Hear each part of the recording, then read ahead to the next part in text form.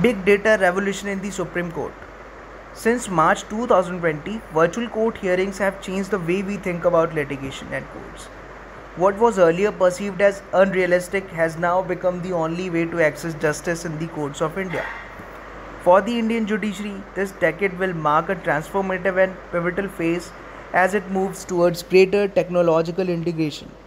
The Supreme Court, in particular, has functioned entirely virtually throughout the COVID-19 pandemic. For the past 2 years, Supreme Court's Artificial Intelligence Committee has been working on deploying sophisticated and intelligent technologies in the court processes. The launch of the Supreme Court's portal for assistance in courts efficiency last month marked a watershed moment in Indian judiciary ongoing experimentation with AI. Previously, in November 2019, an indigenously engineered neural translation tool Suvas was launched by the Apex Court. It appears that the time for a futuristic judiciary has arrived in India, and the Supreme Court is on its way to encashing what currently is the most important currency in the world, big data. So, what is big data? We who use the internet create and a half quintillion byte of data on a daily basis. This is said to increase by a 50% a year or more, doubling every 2 years as estimated by International Data Corporation. The term big data itself refers to a massive data sets. These are data sets that are on the order of exabytes in size. To give a scale of reference, an exabyte is a million terabyte. Big data can be collected from every imaginable field that is able to digitized.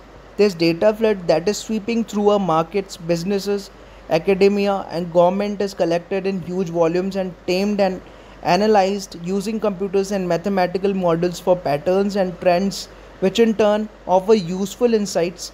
Because of the valuable information that analysis of data provides, data itself is being seen as a new class of economic asset like currency or gold or oil. This wealth of new data in turn has accelerated further advances in computing. At the forefront are the rapidly advancing techniques of artificial intelligence like natural language processing, pattern recognition, and machine learning. The Indian judicial system, since its inception, has been heavily dependent on books and documents. Thousands of cases are filed annually in the Indian courts, and the numbers are only rising. Each case requires tracking information on jurisdiction, rulings, precedents, interpretation of legislation, witness statement, court logs, etc. With the inevitable digitization of these documents necessary for the virtual hearings of the court, there has already been a creation of a vast treasure trove of unstructured data. With new tools like SUPES and SUVAS, the Supreme Court has enhanced its ability to collect and process large amounts of data.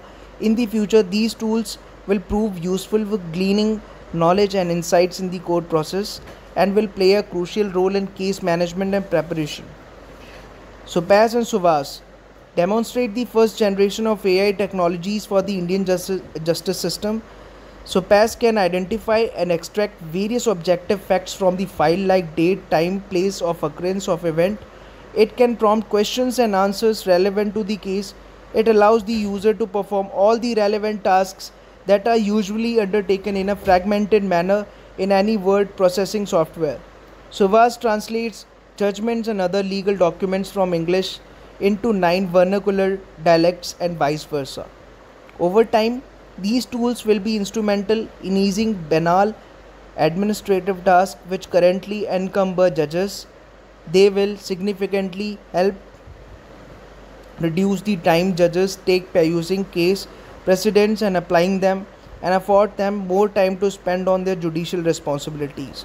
Many judiciaries of the world are now utilizing this technology to augment their adjudicatory capacity. Chief Justice Sharad Arvind Bobde, who introduced artificial intelligence technology to the Supreme Court of India and is perhaps the functioning founding father of this movement in the Indian judiciary, has elucidated his conception for it. For instance, if a judge needs to know whether the blood group of the accused matches the blood group of the victim, he can undoubtedly find this out by himself by turning the pages by the proper book, which will take some amount of time. The artificial intelligence could get this information instantly in a matter of seconds, and in addition could simultaneously display the arguments made about it, any of the codes and the findings of each code. It can also prompt for relevant data that a judge may have forgotten to ask, or a fact that a lawyer has forgotten to mention for his case, which would otherwise be asked. Much like a pilot of an airplane conducting a routine check and ticking off things before takeoff, prompt all relevant data so that the information available is sufficient for drawing the correct interference. Much depends on the frequency which artificial intelligence is used, and to use the technical term, how it is trained. There is no question of artificial intelligence creating any redundancy in post at any level. For instance, all too important and regular task of making entries in the register with many columns can be done by the artificial intelligence with astonishing speed and accuracy, which might not be possible for a human being, and with a degree of consistency without any errors. The only consequence which one can see today is that artificial intelligence would cut down on the overwork and overtime which officers in the registry are subjected to. Big data and future of lawyers. We are still in its infancy stage on big data and analytics in India, and there's still a lot of consternation in some corners about what big data and data analytics really is. But if we take a moment to consider this, it becomes easily apparent that legal practice revolves around huge amounts of ever increasing data.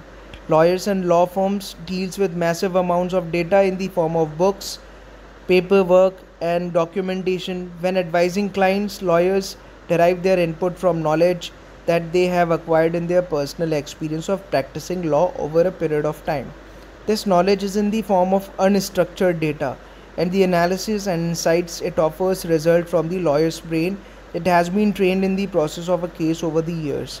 Therefore, lawyers think their personal experience and judgment is so subjective that a computer tool could never perform their job. This is what we fundamentally mistake artificial intelligence to mean.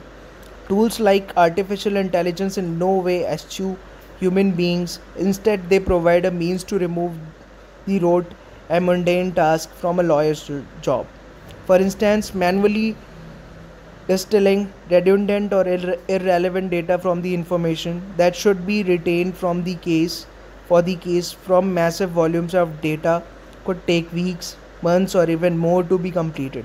This can painlessly be completed in a matter of seconds by computing tools empowered by big data.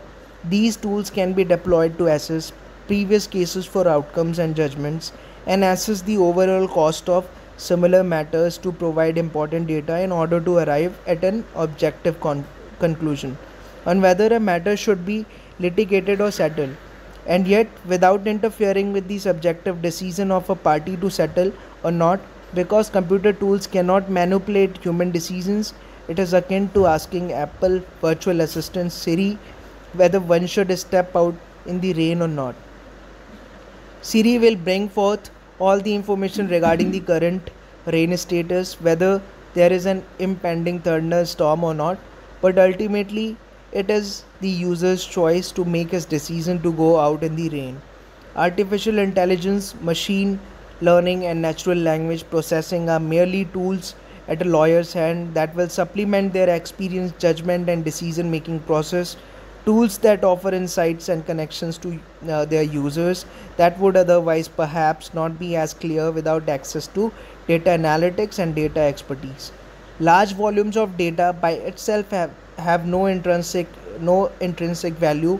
Data only becomes valuable when it is mined and analyzed into information that is relevant, and then crystallized from information into insight. It is insight derived from data that truly converts data to anything significant. Big data is playing a big role in disrupting business that the legal industry serves.